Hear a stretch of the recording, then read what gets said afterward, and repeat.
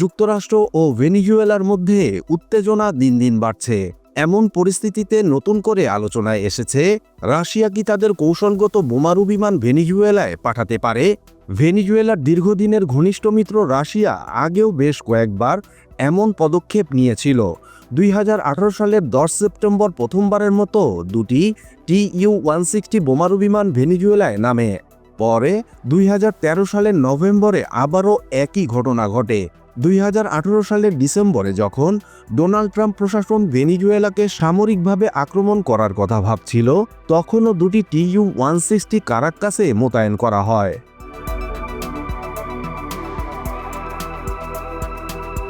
Soviet union ভাঙ্গার পর থেকে রাশিয়ার নৌবাহিনীর শক্তি অনেকটাই কমে গেছে। তাই শক্তি প্রদর্শনের জন্য রাশিয়া এখন অনেকটাই নির্ভর করছে তাদের কৌশলগত বোমারু বিমানের উপর।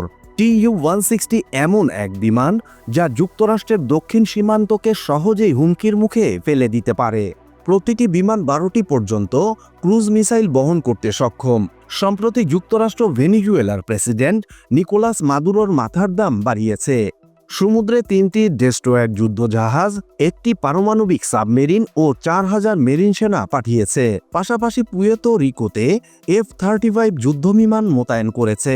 এই পরিস্থিতিতে রাশিয়া পাল্টা হিসেবে আবারও ভেনেজুয়েলায় TU-160 পাঠাতে পারে এমন সম্ভাবনা উড়িয়ে দেওয়া যাচ্ছে না। কারণ ভেনেজুয়েলার আকাশে অবস্থান নিয়েই এই বিমান থেকে উৎক্ষেপণযোগ্য KH-101 কিংবা পারমাণবিক KH-102 ক্ষেপণাস্ত্র যুক্তরাষ্ট্রের ভেতরের বহু গুরুত্বপূর্ণ স্থানে আঘাত হানতে সক্ষম।